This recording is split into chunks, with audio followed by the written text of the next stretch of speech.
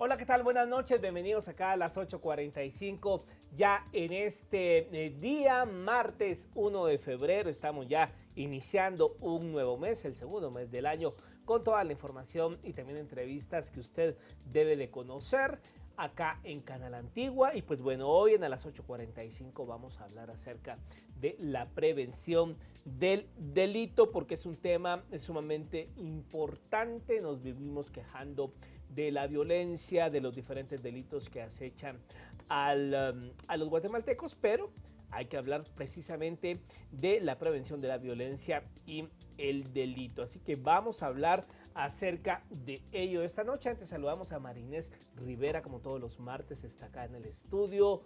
Un frío martes, ¿cómo estás? Así es, Mario. Bien, qué gusto estar aquí contigo de nuevo a las 8:45, pues hablando de un tema tan importante, ¿no? Sin duda alguna, para erradicar la violencia, el primer paso, pues, es empezar con el tema de la prevención. Ya en febrero también, Mario, ¿no? Ya arrancando Muy el mes de rápido, ya el febrero, segundo mes, rápido. ¿no? Ha pasado muy rápido el tiempo también. Así que, pues, a ver qué tienen que decirnos los analistas, ¿no? Respecto al tema del día de hoy. Por supuesto, vamos a hablar precisamente de este tema, la prevención de la violencia y el delito, y para ello nos vamos a enlazar con dos expertos en el tema de seguridad. Hablamos a esta hora de la noche con Axel Romero y también con Arquel Benítez para hablar precisamente de este tema. A propósito que también hay nuevas autoridades en el tercer viceministerio de Gobernación en cuanto a la prevención de la violencia y el delito. Ha sido juramentado Ronald Portillo Cordón como viceministro, tercer viceministro de Prevención de Violencia y del Delito. Así que vamos a hablar precisamente de este tema con nuestros invitados, expertos en temas de seguridad. Bienvenidos a los dos. Buenas noches, gracias. Buenas noches a ambos, qué gusto tenerlos aquí con nosotros. Licenciado Benítez, pues para arrancar con usted, ¿qué avances pues ha visto usted en materia de prevención de delito en los últimos años? ¿Cómo ha ido avanzando Guatemala con este tema específicamente, licenciado Benítez? Gracias, Marinés. Un saludo a todos. Bueno, realmente el tema de la prevención es un tema fundamental, digamos, dentro de la arquitectura de la política criminal del país. Es un eslabón fundamental que se entendió hasta hace muy poco tiempo la preponderancia que debe de tener en la sociedad, de que tengamos una cultura enfocada a prevenir el delito, una cultura que tiene que ver también con la vocación que podamos tener los ciudadanos a participar en espacios controlados, digamos, de seguridad ciudadana. Eso va generando otros temas relacionados con, por ejemplo, la cultura de legalidad, la cultura de denuncia. El avance que ha habido prácticamente podríamos decir que es la institucionalización del tema al más alto nivel. Se institucionalizó dentro del Ministerio de Gobernación, que fue un paradigma prácticamente en 2013, elevarlo a nivel de viceministerio, con una política nacional de prevención también que se logró llevar a muchas comunidades, a muchos municipios. Esto fue importante porque recuerden que hasta hace algunos años el tema de la seguridad en términos generales era comprendida desde una visión reactiva, a cierto punto incluso represiva, con prácticas anacrónicas y malas prácticas, digamos, de las mal recordadas, por ejemplo, juntas locales de seguridad, que lo que hicieron fue de manera irresponsable, por ejemplo, la policía fue a armar, incitar a los vecinos a armarse, a organizarse como grupos de combate del crimen, en lugar de pensar desde una lógica de prevención del delito y de seguridad comunitaria, de acercamiento con la comunidad. Entonces yo creo que ha habido un avance institucional, pero también hay que decirlo, Marinés, en los últimos años, los años más recientes, también ha habido una visión un poco reducida, digamos, del tema de las capacidades que debe tener la Policía Nacional Civil en materia de prevención. Hubo un descalabro también a la institucionalidad de la Policía Nacional Civil y eso no ayudó, digamos, a los procesos, que los procesos continuaran. Entonces creo que hoy es un momento importante para retomar el tema de la prevención. Ojalá esta nueva administración que está tomando el control hoy en el Ministerio de Gobernación le asignen la importancia que esto requiere. Hubo una noticia importante hace algunos meses y es que la Subdirección de Prevención del Delito de la Policía Nacional Civil se estaba constituyendo en unidad ejecutora. Eso lo que significa es que dentro de las filas de la policía para prevenir el delito se va a tener ya un poco, digamos, esa flexibilidad, el poder tener cierta autonomía financiera a lo interno para que la propia Policía Nacional Civil pueda generar mejores condiciones económicas dentro de la policía para poder llevar a cabo una serie de operativos y actividades que se hacen en materia de prevención. Entonces, la institucionalidad creo yo que ha sido lo importante. Ahora lo que hay que hacer es buscar que esa institucionalidad tenga gente capacitada, no solo en el ministerio, sino al final también el tema de la prevención es un tema institucional de coordinación entre ministerios, con gobiernos locales, con las comunidades, con el sistema de consejos de desarrollo, con organizaciones no gubernamentales. Y ahí es donde tenemos que ver que esa coordinación sea efectiva y sea eficaz al final del día para poder prevenir el delito.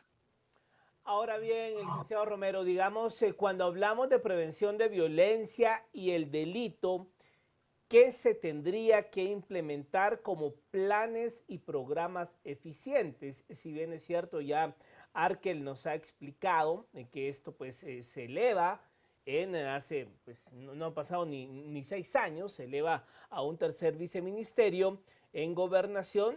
Pues hay que decirlo, las muertes violentas continúan, la violencia continúa, las maras continúan, o sea, hay un serio problema de delitos contra la vida, delitos contra el patrimonio.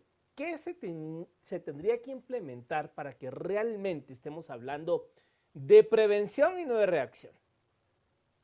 Bien, muchas gracias. Yo creo que el reto más importante que se tiene en este tema es el de poder generar agendas locales en donde a partir de la realidad que se vive en cada uno de los lugares y en donde a partir de las tradiciones y costumbres que se tengan, pues se pueda armar una agenda de gobernabilidad local y definitivamente en donde pueda existir una relación muy estrecha entre lo que los alcaldes y las municipalidades puedan definir y lo que la política nacional le pueda proveer al espacio local para la resolución de sus problemas. Prevención de violencia no es más que reducir las causas estructurales que generan problemas de violencia y esto significa prácticamente movilizar toda una agenda pública entre la parte que maneja el desarrollo dentro del gabinete y la parte que maneja el espacio de la seguridad. Entonces yo colocaría prácticamente la evolución de este tema en 3 fases. La primera que fue la de creación en el año 2005, que fue muy incipiente, en donde sinceramente pues no existían ningún tipo de instrumentos, sino que se empezó a trabajar muy rústicamente, por así decirlo. La segunda, que fue la del intento de implementación de programas, cuando se sacaron los programas Escuelas Seguras, Barrio Seguro, en el año 2009, y posteriormente la de los instrumentos, que es técnicos, que empiezan con la implementación de la Política Nacional de Prevención, y posteriormente la creación de una agenda de trabajo y posteriormente también una planificación por resultados creando un subsector. Ahora el reto real es cómo se traduce eso al trabajo con las comunidades, cómo traduzco yo la política nacional, la estrategia de implementación y la política nacional a planes concretos que le permitan a la gente participar dentro de sus espacios, identificar los problemas que tiene en materia de seguridad y cómo lleno de satisfactores alrededor de estas necesidades que vemos en cada lugar y en donde las realidades definitivamente son muy complejas y distintas de un lugar a otro en la República Guatemalteca. O sea, no es lo mismo entrar a trabajar en áreas del noroccidente del país que entrar a trabajar en áreas, pues obviamente del oriente o de la parte norte. Entonces, el reto fuerte es este, cómo entramos a crear estas estrategias, implementaciones, planes o programas que desde la parte local se puedan implementar y teniendo como mayor esfuerzo conectar la parte local con la parte nacional, con una alineación de la cooperación, porque también hay muchos esfuerzos de cooperación que se están haciendo dentro del país en esta materia, y cómo hacer compatible la agenda de desarrollo con la agenda de seguridad, que prácticamente es en lo que se ha tratado de hacer mayores esfuerzos, y que al final del día es lo que más cuesta entender, cómo a partir del eje de desarrollo yo hago seguridad. Licenciado Benítez, y justo en este punto y en algo que usted mencionaba en su intervención anterior respecto a esa visión reducida que se ha tenido con todo el tema de prevención de violencia, justamente por las amplias aristas que esto abarca, digamos, cómo transformar esto en una visión a largo plazo y superar pues esos retos que también ya planteaba el licenciado Axel Romero. Sí, uno de los desafíos también en materia de seguridad es el tratar de reducir la alta rotación que tienen los titulares de la cartera del Interior, ¿verdad? Y con ello también los viceministros, porque lamentablemente cuando hay una etapa, digamos, en construcción de una política pública que está despegando, en este caso la política de prevención, sí requiere de que los actores fundamentales que tienen a su cargo el impulso que despeguen las políticas, pues mantengan esos 4 años, ¿verdad? O por lo menos 3 años, que haya un promedio de duración de estos funcionarios. Porque cuando las políticas son incipientes, sí precisan, digamos, de la voluntad política, porque todavía no son sistémicas, de la voluntad política de estos actores que tienen el más alto nivel decisorio dentro de las instituciones. Entonces yo creo que eso es un tema que a mí en lo particular en esta administración me preocupa, porque hablábamos fuera de cámaras con el licenciado Romero y sí veíamos que ahorita va por el 4º ministro de Gobernación, ¿verdad? Esta administración, esperando que este ministro que asume pueda tener la oportunidad de que estos 2 años sean años específicos de gestión suya, ¿verdad? De manera continua, para poder dejar instaladas, digamos, ciertas capacidades que la estrategia de prevención, en este caso la política de prevención, requiere para poder llegar y poder establecerse. El Ministerio de Gobernación tiene una ventaja competitiva, si se quiere ver, respecto de otros ministerios que lo hacen, digamos, ser un poseedor de habilidades y destrezas en materia de convencimiento político y en materia de influencia. Primero, el Ministerio de Gobernación es el número 1, de acuerdo con la ley del organismo ejecutivo, es el número 1 en la administración pública en general. El Ministerio de Gobernación tiene la relación con los gobernadores departamentales, que por cierto han decrecido, digamos, en su poder de influencia local, pero siguen siendo actores fundamentales en el territorio. De manera que el ministerio sí tiene, digamos, capacidades mucho más amplias que otros ministerios para sus políticas específicas.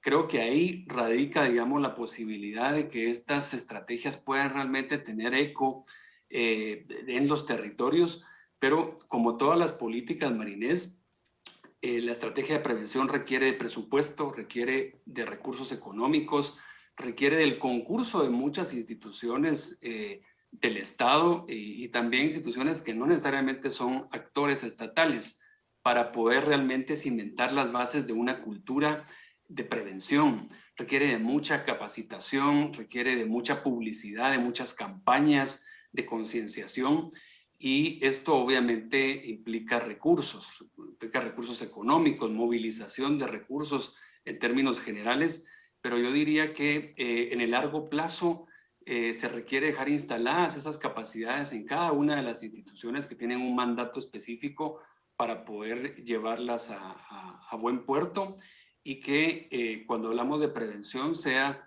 algo que ya interioricemos los ciudadanos como algo normal, algo participativo, algo que invite a participar a los ciudadanos de la seguridad comunitaria, de la seguridad local. Los mejores sistemas de seguridad en el mundo son sistemas que están basados en prevención, en canales específicos de los ciudadanos que puedan aportar información policial, porque bien lo reclamaba Mario en el comentario anterior.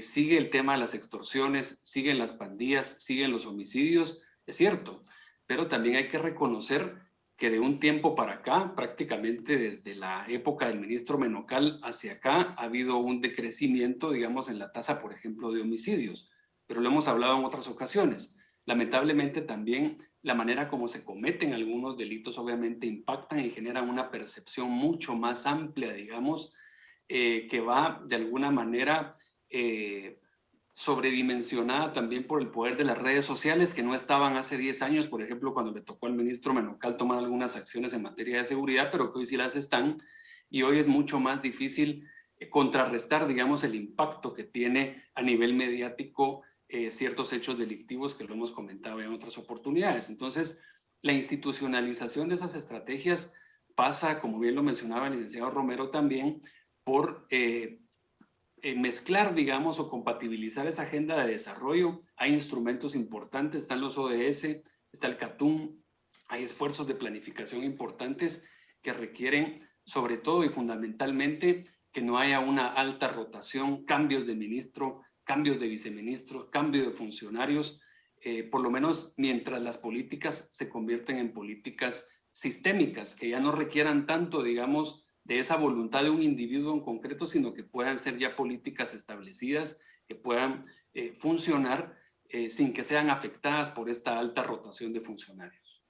Ahora bien, licenciado Romero, digamos en un tema que ya lo hemos mencionado acá, um, el tema de las maras es un tema muy recurrente en donde pues uno ve prácticamente nuevas generaciones de niños entre los 9 y 10 años que ya están empezando a ingresar a las filas de estos grupos criminales. Y digamos allí, pues bueno, ustedes que han pasado por la cartera de gobernación, ustedes comprenderán de que es muy fácil, y uno desde esta esfera periodística, es muy fácil reconocer las zonas en donde operan las maras. O sea, es muy fácil, hay un mapeo de zonas, barrios, donde realmente es un caldo de cultivo de maras. ¿Por qué, digamos, no se trabaja en la prevención o si se ha trabajado, por qué no ha dado frutos la prevención en ese tema en específico de las maras que de allí se derivan otros delitos? Sí se ha trabajado. De hecho, estas son las zonas que más se han intervenido en materia de prevención. O sea, si nosotros hablamos del área de Villanueva, Misco, zona 21, zona 18, zona 17, zona 6, prácticamente son las áreas en donde más se ha trabajado y donde más proyectos se han generado en términos de prevención de violencia. Si nosotros miramos el mapa, por ejemplo, de ejecución de USAID en temas de prevención o de INL o de GIZ, que es cooperación alemana, todos van a estar trabajando en los mismos espacios, Villanueva, Misco, zona 18, zona 21, etcétera. El problema es de que la prevención por sí misma no resuelve el problema si lo que nosotros nos imaginamos por prevención solamente ir a hacer entretenimiento comunitario, hacer unas piñatas, quitar unas pintas y definitivamente con esto pretender de que el problema de las pandillas se va a eliminar. Yo personalmente creo que el problema en términos de violencia juvenil, el problema de las pandillas no es ni siquiera el problema más grave. De hecho, si ustedes ven las últimas capturas que se han tenido en los temas de extorsiones, por ejemplo, un 60% no son pandilleros, son imitadores, por ejemplo. Pero sí las estrategias de prevención en donde lo único que podemos hacer es identificar los problemas, tratar de analizar las características de la víctima y del victimario y empezar a tener procesos no reactivos, sino en donde la comunidad empieza a participar. Eso apenas es una semilla que se inserta dentro de la comunidad. Después, la política social tiene que venir a trabajar con toda su fuerza. Si yo no meto educación, si yo no meto los programas del Ministerio de Desarrollo bien articulados, si yo no meto procesos que tienen que ver con emprendedurismo, capital semilla, enseñarle a la gente a trabajar, oportunidades, empleo, etcétera, etcétera, etcétera, este problema no se va a erradicar en estas zonas.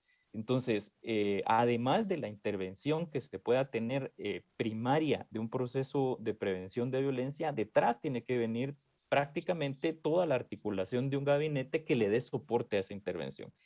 Esto se ha intentado varias veces, pero el problema que menciona Arkel es muy cierto. En el momento en que se logra armar una articulación en donde empieza a forjarse como esta idea del trabajo interinstitucional, del trabajo articulado, en donde yo necesito al ministro de Trabajo, necesito al ministro de Salud, necesito al ministro de Educación, necesito al de Desarrollo Social trabajando, pues prácticamente se dan los rompimientos, se dan los cambios dentro de las estructuras y obviamente las estrategias se vienen al suelo. Y obviamente las pandillas no están descansando. Ellos no tienen periodos de 6 meses, no tienen periodos de 1 año, no tienen periodos de 2 años en donde las cabecillas cambian y la cuestión se termina porque ya no tengo al líder. Entonces, esto es bien complejo porque necesita una voluntad política del más alto nivel, en donde la misma presidencia esté sumamente involucrada dentro del proceso y que obligue a sus ministros, educación, salud, desarrollo social, trabajo, a que le den el soporte al viceministro de prevención para que él, identificando en dónde se necesitan el resto de herramientas, se pongan a trabajar coordinadamente para suplir necesidades de la comunidad.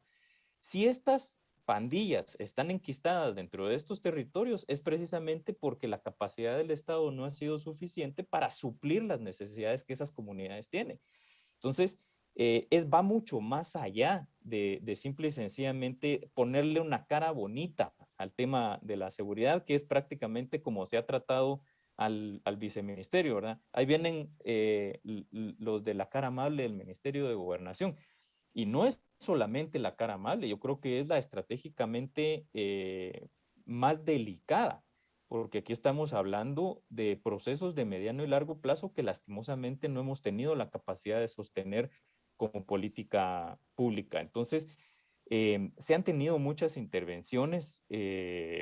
Yo me recuerdo la primera que se tuvo en forma muy fuerte, fue aquella de Valle del Sol, en Villanueva, en donde prácticamente de un día para otro se quiso hacer una intervención interinstitucional y al final del tiempo se quedó olvidada. Luego se tuvo la de Zona 18, en donde todo el mundo llegó a trabajar con Barrio Seguro, pero una vez terminado el periodo de gobierno y el programa, se vuelve a acabar.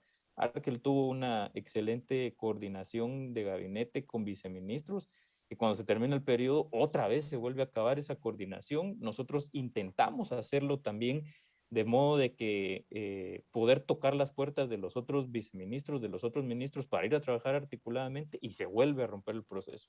Entonces yo creo que lo que tenemos que tener claro es de que este es un trabajo de mucha inversión pública, un trabajo de mucha coordinación y un trabajo que se tiene que pensar estratégicamente como Estado a mediano y largo plazo, porque las soluciones en materia de prevención no las vamos a ver de forma inmediata. O sea, si yo le pido mañana al nuevo viceministro que me dé resultados, no va a poder, porque muy probablemente los resultados de las cosas que él empiece a implementar hoy las va a ver el pueblo de Guatemala dentro de 5 años, básicamente. O sea, y una de las cosas que malo que bueno se ha tenido dentro de este tema es de que los instrumentos se han ido respetando y se han tratado de ir mejorando y la cosa va caminando poquito a poco, pero sin romper el esquema de los instrumentos demasiado abruptamente, como de repente pasa en otras áreas de gobierno en donde prácticamente es borrón y cuenta nueva.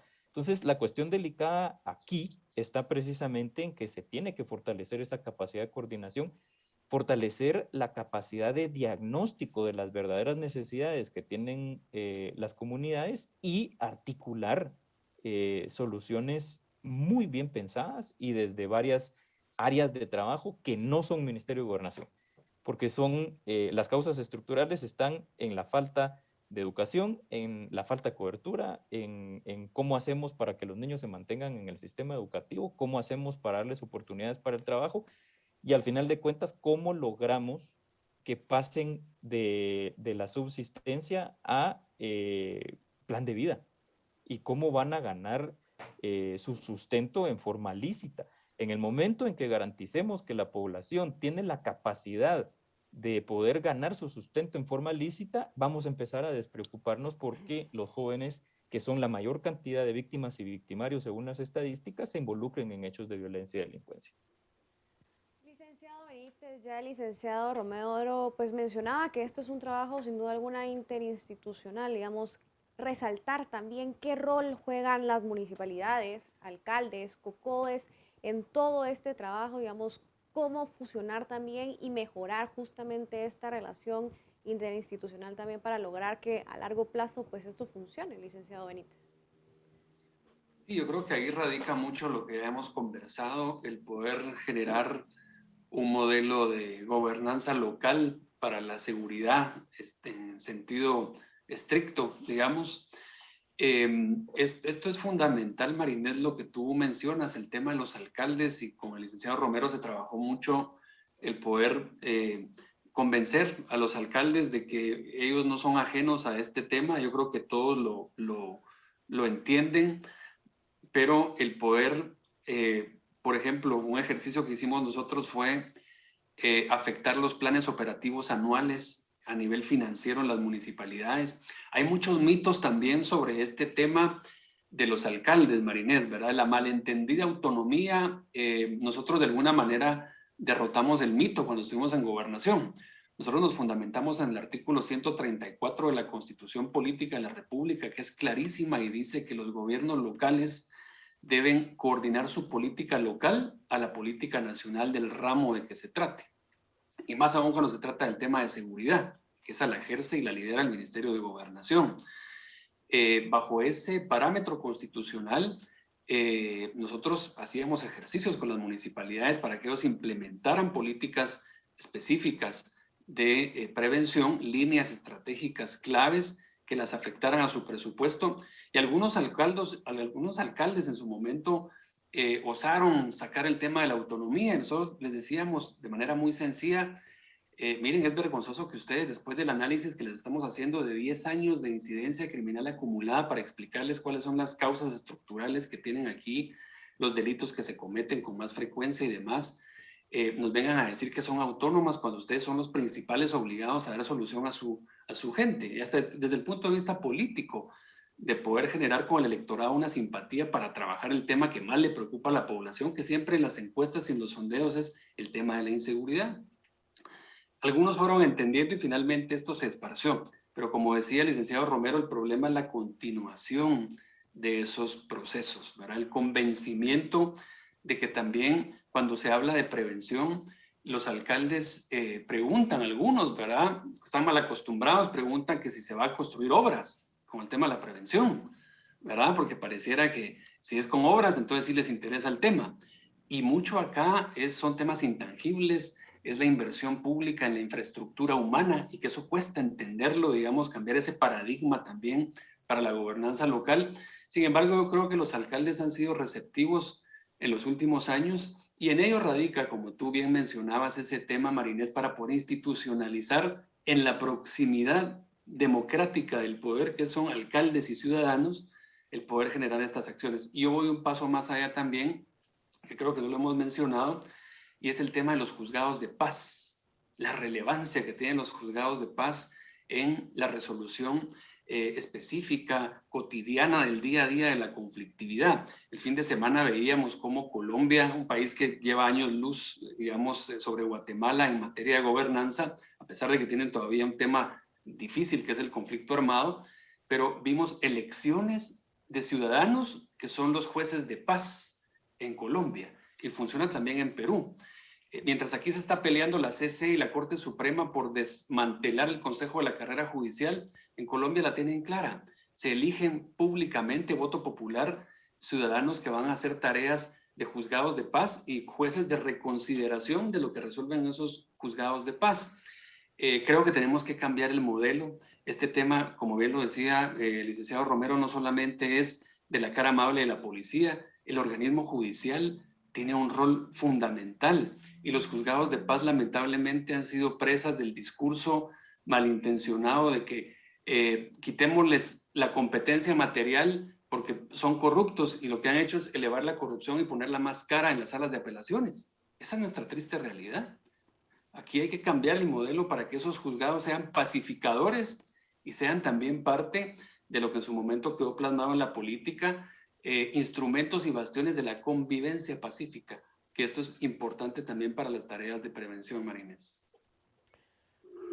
Ahora bien, hemos hablado del tema de las maras y digamos, los fenómenos de seguridad pública que tiene su incidencia estos grupos, pero si hablamos de otros delitos, por ejemplo, en el tema de las extorsiones, que es otro tema que acecha a diario a pequeños comerciantes, no hay semana que no se tengan noticias de que mataron a alguna persona en alguna tienda, que mataron a alguna persona en alguna tortillería, en alguna pequeña barrotería, expendios de gas, porque no pagaron la extorsión.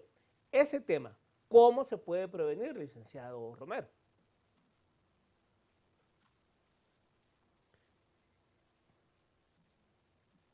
En temas de prevención, prácticamente no tiene mucha influencia sobre situaciones que ya están presentes. Y aquí vale mucho la pena tomar una distinción de sobre qué eventos podemos prevenir y sobre qué eventos no podemos prevenir. Un tema como la extorsión que ya está presente, pues en este momento yo no la puedo prevenir. La combato y la controlo. Y posteriormente evito que se vuelva a instalar el proceso. En el tema de extorsión, lo que tiene que haber es una política de investigación criminal fuerte, de identificación de estructuras criminales que permitan la desarticulación de los mismos, posteriormente todo el proceso de judicialización, y en aquellas áreas en donde el problema no está instalado, ahí es en donde nosotros podemos prevenir. ¿Y cómo se puede prevenir? Pues básicamente generando condiciones sociales que no permitan que la población se vuelva vulnerable o que no sea una opción el involucrarse dentro de estas problemáticas. Prácticamente cuando se hace una intervención en prevención, se hace una identificación del problema, a partir del problema se analizan las causas. ¿Cuáles son las causas por las cuales la gente está siendo extorsionada en Guatemala? La gente está siendo extorsionada primero porque hay un proceso en donde definitivamente es muy fácil hacer el proceso como de pesca, ¿verdad? Hay un montón de personas que han encontrado esto como un mecanismo de subsistencia y sobrevivencia. Prácticamente colocan call centers, ven quiénes son las personas que están, que pueden ser víctimas muy fácil de este proceso, y regularmente hay un pariente o una persona muy cercana que está involucrada dentro del proceso de la extorsión. Tienen información de la víctima, tienen información de cuánto gana, de si tiene o no tiene capacidad para pagar, y posteriormente se genera todo un proceso en donde se le da seguimiento a la víctima, y una vez pagó, pues prácticamente se convierte en un cliente de estas bandas criminales. Entonces, aquí tiene que haber un proceso de control sumamente fuerte. Esto está en el campo muchísimo más de la parte investigativa, inteligencia, persecución, etcétera. Y pues obviamente generar las condiciones sociales que permitan que las personas se puedan desarrollar sin involucrarse dentro de esta problemática. Y esto pues obviamente es el trabajo de mediano y largo plazo, que cuesta un poquito más implementar. Por ahí a mí me ha llamado siempre la atención que mucha gente dice que el proceso de prevención es mucho más barato que el proceso de reacción. De acuerdo a lo que nosotros hemos visto, poder meter un proceso de prevención es muchísimo más caro, porque tiene que ver con mejorar condiciones de calidad de vida de los ciudadanos. Entonces, si yo quiero, por ejemplo, que los jóvenes no se involucren en procesos de extorsión, yo tengo que garantizarles prácticamente todos sus derechos para que puedan subsistir, que tengan condiciones educativas suficientes, que tengan acceso a empleo, que tengan recreación de una forma positiva, que puedan ocupar su tiempo libre de forma positiva, que hayan condiciones de desarrollo dentro de su municipio y su localidad, que tengan parques, que tengan procesos recreativos, Y pues esto es sumamente complejo y por eso es de que definitivamente está llamado a un involucramiento de todas las carteras para poder generar condiciones en una sola localidad. Licenciado Benítez, usted mencionaba algo en una de sus intervenciones, cómo interiorizar justamente todo el tema de prevención como ciudadanos. Y en ese sentido, digamos, ¿qué podemos hacer los ciudadanos comunes y corrientes para, pues, ser parte, digamos, de todo esto que ustedes han mencionado a lo largo de la entrevista? ¿Cómo realmente interiorizar el tema de la prevención de la violencia siendo un ciudadano común y corriente, licenciado Benítez? Sí, Marinés, nosotros cuando dibujamos, digamos, los elementos filosóficos del tema de la prevención, porque por prevención se pueden entender muchas cosas, recuerdo que analizábamos filosóficamente cómo debiésemos nosotros trasladar ese mensaje a la ciudadanía. Y hay tres maneras de que la gente pueda de alguna manera interiorizar la importancia de prevenir. Por un lado, y que está fracasado, es el modelo que nos enseñaron, ¿verdad? Incluso en las aulas de derecho, de que el delito, la pena, tiene una consecuencia legal de carácter pedagógica que supuestamente le enseña a la gente a no delinquir. Y ese mito fue destrozado por la reincidencia delictiva. Luego también se nos ha enseñado de que probablemente a través de la vergüenza que pueda generar el hecho de que a nivel público una persona se exponga, digamos, cuando comete un delito y esa censura pública, digamos, pueda generar vergüenza, eso también fue de alguna manera desmitificado, porque realmente muchos delincuentes, además de reincidentes, son sinvergüenzas, y no es la vergüenza la que inhibe a una persona de cometer hechos delictivos. Finalmente se pensó que realmente la visión tendría que ser hablar de una cultura de prevención por convicción, y en esa convicción solo se interioriza, como lo hemos venido platicando, a través de modelos educativos, a través de el convencimiento de que los ciudadanos están recibiendo contraprestaciones del pago de sus impuestos que se traducen en servicios públicos de calidad, de que hay acceso a escuelas en condiciones, al sistema de salud, a todos los satisfactores que son fundamentales y son necesarios para poder vivir de una manera digna, en la manera de que el Estado responde y hay certeza legal y hay un nivel de cumplimiento estatal, pues la gente va interiorizando la importancia de prevenir desde una lógica de convicción, de convencimiento. Y eso solo se da, pues obviamente, con el concurso de las instituciones que generan esa red social de protección de manera articulada, de manera eficiente y eficaz. Esa es la ruta que hay que seguir, es la ruta que han seguido muchos países, afinando siempre los canales de comunicación entre ciudadanía y policía. Importante es que también la ciudadanía tenga confianza institucional en la propia Policía Nacional Civil. A la PNC le toca pagar unas facturas muy recurrentes que son o que provienen de la depuración policial cuando hay malos agentes, y eso de alguna manera empaña y genera desconfianza institucional. Creo yo que en los últimos años ha habido pues una mejora, ha subido un poco la Policía Nacional en la percepción positiva de la población, todavía hay mucho trabajo por hacer, pero esa diría yo que es uno de los temas que mayor inciden también en la percepción que tiene la población sobre el servidor público. Y en términos generales hay que trabajar mucho la ética, la probidad, la integridad del funcionario público, la carrera de los funcionarios públicos, porque en ello también radica el que se vaya sembrando esa semilla y que pueda germinar esa relación de cooperación de la ciudadanía con las instituciones, el que haya transparencia, el que los estados de sitio, por ejemplo, que restringen garantías, sigan siendo excepcionales y no se conviertan en algo tan recurrente. Esto es muy importante también decirlo. Las libertades públicas, el gozar, digamos, de esas libertades permite a la ciudadanía creer, permite confiar, y yo creo que ahí las autoridades juegan un papel fundamental. El sistema educativo es clave, es crucial. En materia de prevención se habla mucho de la prevención primaria, el trabajo que se hace con los niños, que es tan importante también como los tratamientos postpenitenciarios de aquellos que han extinguido una condena. Hoy no tenemos nosotros un programa que permita darles ese recibimiento a aquellos que salen de la cárcel, que salen pues con problemas, cómo no volver a delinquir, digamos, y no es justificación, pero es realmente pierden la familia, pierden el trabajo, están estigmatizados y obviamente es difícil reinsertarse a la sociedad.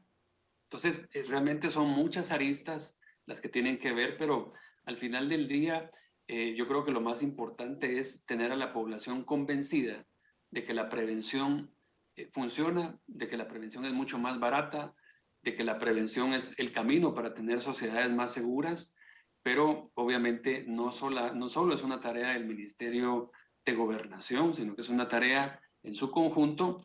Y yo creo que el licenciado Romero dijo algo muy importante. El presidente de la República tiene que ponerse a la cabeza en estos temas porque al final se requiere del más alto nivel de coordinación interinstitucional y ya no solo se queda en el Ejecutivo, sino pasa las fronteras, digamos, de otros poderes. Hablamos del Poder Judicial, que es fundamental también. Hay una serie de medidas que se dictan de carácter cautelar, preventivas también, que van enfocadas, digamos, al aprendizaje de una convivencia y desaprender los temas delictivos y la propensión a entrar en conflicto con la ley penal en el caso de los adolescentes.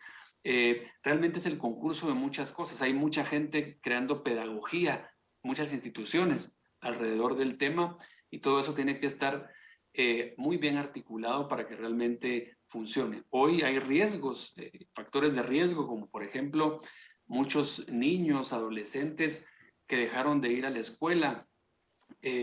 Ojo aquí, ¿verdad? Porque no estamos hablando de criminalizar el proceso de deserción escolar, simple y sencillamente estamos hablando de que son factores de riesgo. El Ministerio de Educación ahí tiene una responsabilidad mayúscula en estos niños que están dejando, y no solo niños, hay muchos jóvenes ya universitarios que han dejado la universidad por problemas económicos en la pandemia y que pues tienen muy pocas opciones en países como los nuestros.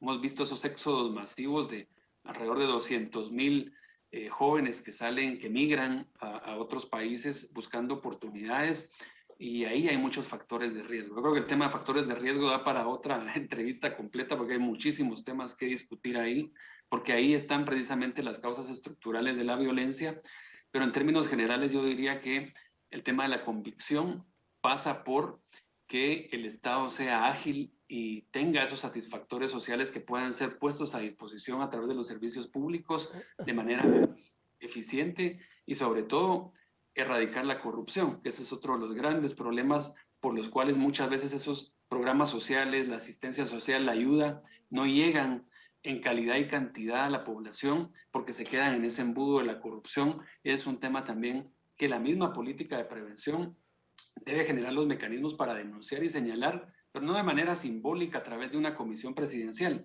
sino a través del control gubernamental de la Contraloría, de los órganos que están realmente enfocados a la fiscalización seriamente y con el mandato específico para poder llevarla adelante. Bueno, se nos agotó el tiempo. Agradecemos a ambos por haber estado esta noche con nosotros acá en las 8:45. Gracias. Muchas gracias. Feliz noche. Gracias. Feliz noche. Bueno, Marinés, en conclusión, lo que funciona y se implementa en cada administración, lo ideal es que se mantenga en el tiempo y que se sostengan los planes de prevención y no que cada 4 años o no con cada administración de ministros del Interior que llegan se haga un borrón y cuenta nueva, porque así no vamos a poder prevenir nada. Ya lo decía el licenciado Romero, esto es un tema de largo plazo, de trabajar para ver resultados por lo menos en 5 o 6 años. Así es, Mario, y no solo eso, sino también el trabajo en conjunto, ¿no? De todos los ministerios, de autoridades que ellos ya mencionaban, tiene que venir también un esfuerzo, pues de parte incluso de presidencia, ¿no? Para realmente ver efectos a largo plazo en esto. Por supuesto. Bueno, nosotros concluimos esta emisión. Gracias por su sintonía. Nos vemos el día de mañana.